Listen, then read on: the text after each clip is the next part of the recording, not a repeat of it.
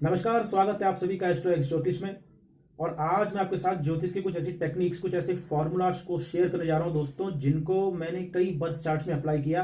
और अप्लाई करने के बाद ये ऑब्जर्व किया दोस्तों कि वे कहीं ना कहीं पूर्ण रूप से कार्य करते हुए पाए गए या पूर्ण रूप से फल देते हुए दिखाई दिए। तो आइए बात करते हैं ऐसी ज्योतिषीय सूत्रों के बारे में।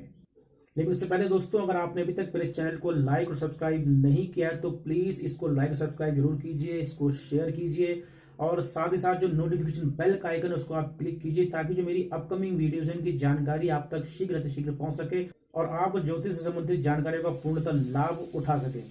तो आइए बात करते हैं ज्योतिषीय सूत्रों के बारे में।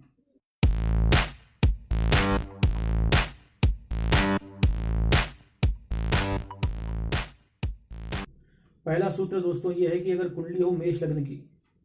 और मंगल चौथे भाव में बैठा हो और शनि सप्तम भाव में, तो ऐसे जो नेटिव होते हैं उनकी जो मैरिज लाइफ है वो कहीं ना कहीं बहुत ज्यादा डिस्टर्ब रहती है, एफ्लिक्टेड रहती है, या उनके विवाह में देरी होती पाई गई है। जो उनको जो वैवाहिक जो संबंध होते हैं वो कोई खास अच्छे नहीं होते हैं, सेटिस्फेक्शन वाले नहीं रहते हैं। इस प्रकार का ये यहाँ पर एक सूत्र या एक रूल जो है वो देखा गया है। लेकिन ऑन द अदर हैंड दोस्तों, अगर उनके कार्य क्षेत्र की बात करें तो उनको उनका जो कार्य क्षेत्र होता है उसमें उनको बहुत ज्यादा सक्सेस मिलती हुई दिखाई दिया गया है। और ये भी देखने में आता है कि ऐसे व्यक्ति अपने कार्य क्षेत्र में किसी हायर पोजीशन पे जो है वहां पोस्टेड रहते हैं, उनको उच्च पद की प्राप्ति होती है, या गवर्नमेंट सेक्टर या जो गवर्नमेंट रिलेटेड जो जॉब्स होते हैं उनसे इनका जुड़ाव देखा गया है। अगर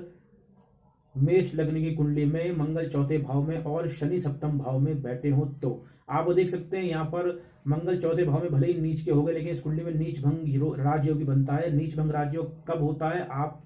इसकी जानकारी अगर चाहते हैं तो मैंने डिस्क्रिप्शन में जो है लिंक दे रखा है, आप उसको देख सकते हैं। तो यहाँ पर नीच भंग राजयोग बनता है। प्लस दोस्तों साथ ही साथ इस कुंडली में आप देखिए जो दशम भाव का ये कार्य क्षेत्र का जो स्वामी है शनि, जो दशमी जो नेचुरल कुंडली में कार्य क्षेत्र को डिनोट करता है, कर्म को डिनोट करता है, वह यहाँ सप्तम भाव में दिग्बली होकर बैठा है और साथ ही साथ उच्च का है, तो यहाँ पर शश योग का भी निर्माण कर रहा है।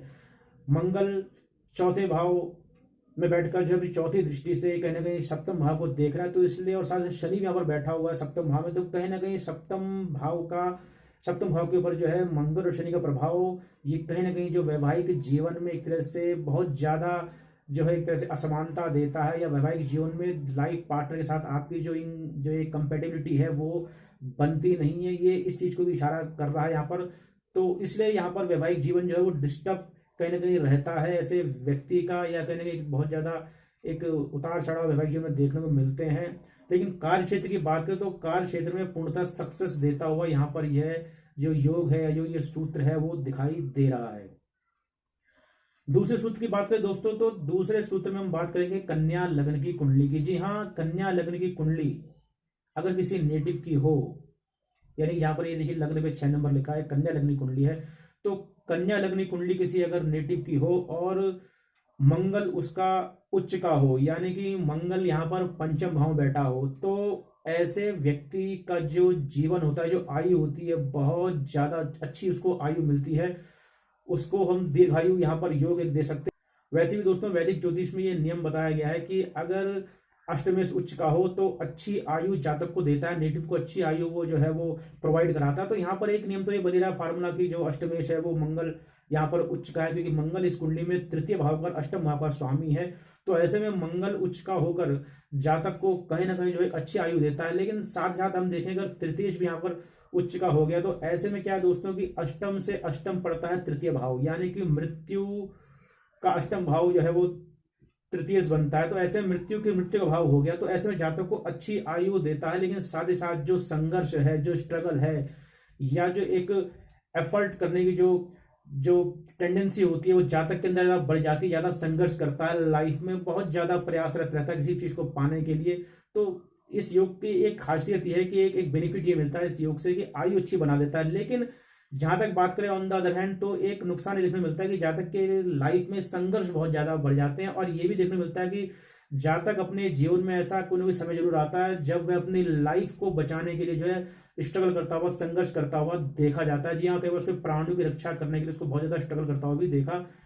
जा सकता है। तो ये एक जो मेरा ऑब्जर्वेशन आया, मैंने ये चीज यहाँ पर पाई है, आपके साथ शेयर कर रहा हूँ दोस्तों, आप देखिएगा, बताइए कितना वो सटीक बैठता है।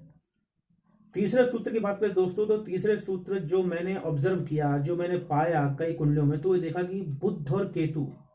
जी हाँ, अगर आपकी कुंडली के किसी भाव में, चाहे किसी भी लग्नी कुंडली हो आपकी, और आपकी कुंडली में किसी भी भाव में अगर बुध और केतु की युति हो, यानी बुध और केतु दोनों एक साथ बैठे हों, तो ये देखने में आता है कि अगर आपकी कुंडली में ऐसा योग है बुध और केतु का,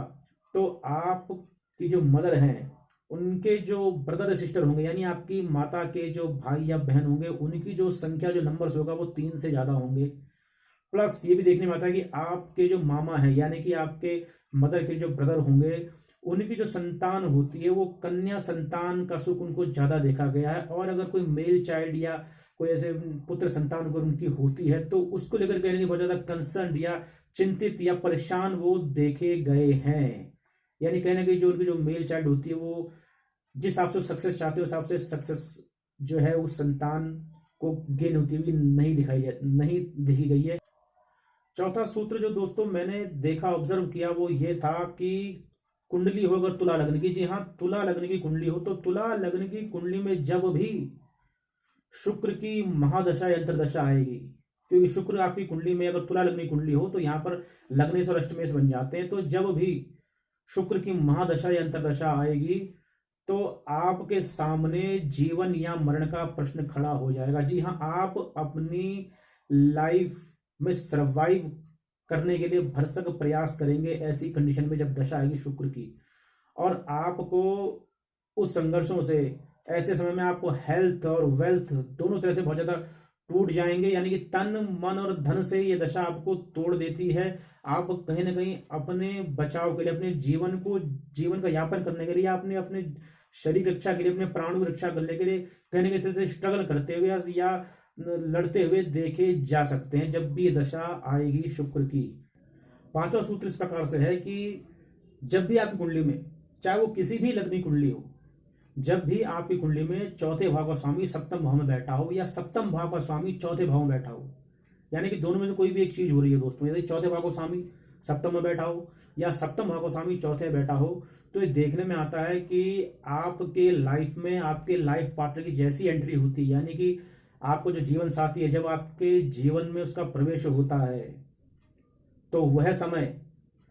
और आपके जीवन में आपके घर का बनने का समय या किसी प्रॉपर्टी को परचेज करने का समय एक रहता है। जी हाँ, आप हो सकता है कि जैसे ही आप किसी लैंड को परचेज करते हैं या किसी घर का कंस्ट्रक्शन करते हैं, मकान को बनाते हैं या कोई प्रॉपर्टी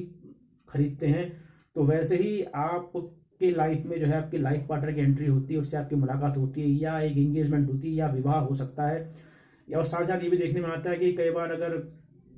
या ये भी देखने में आ सकता है कि आपके लाइफ में जैसे ही आपकी इंगेजमेंट होती है, या आपके जो लाइफ में आपका अगर लाइफ पार्टनर की एंट्री होती है, तो वैसे ही कहीं ना कहीं एक संयोग ऐसा बनता है कि आप मकान परचेज करते हैं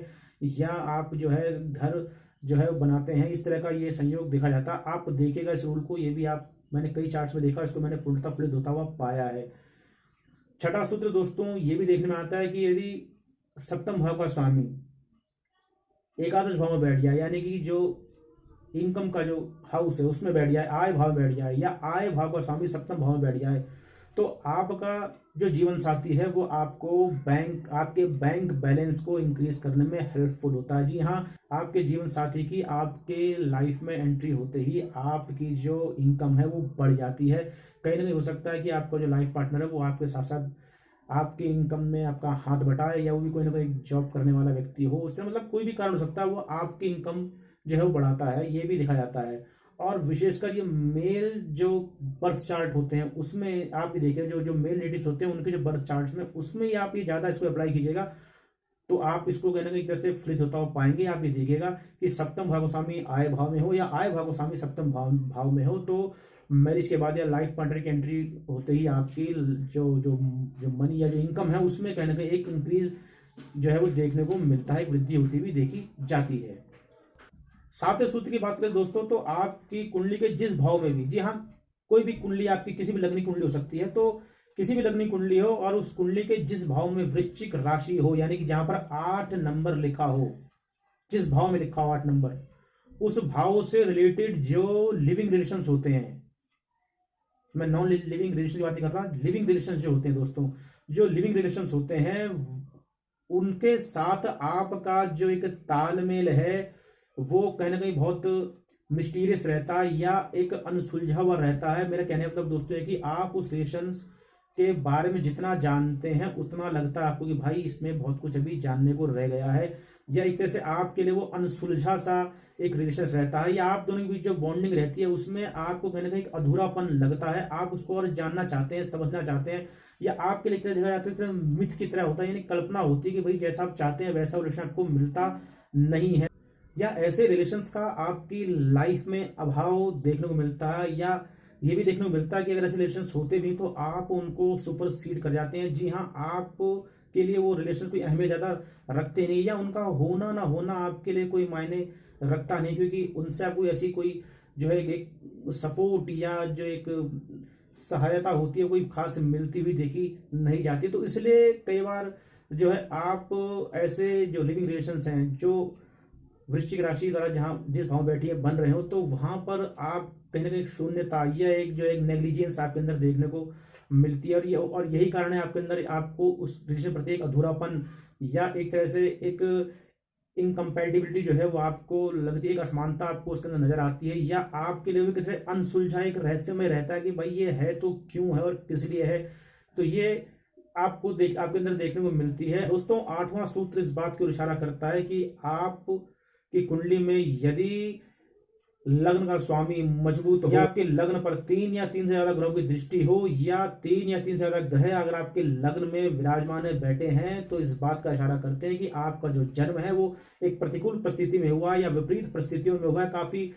आपके जन्म के समय आपकी जो परिवार की जो स्थिति थी, चाहे वो इकोनॉमिकल हो या किसी भी तरह से हो, बहुत ज्यादा कष्टपूर्ण जो है वो यह इशारा करती है यह स्थिति। तो दोस्तों मैंने जो सूत्र आपके साथ शेयर किए हैं आप इनको अप्लाई कीजिए, देखिए कितना ये फलित होते हैं, और इसकी जानकारी भी आप मुझे कमेंट बॉक्स में जाकर दे सकते हैं। और साथ ही साथ अगर आपको वीडियो पसंद आया तो प्लीज को लाइक करना और शेयर करना और सब्सक्राइब करना मत भूलिए इस चैनल को दोस्तों।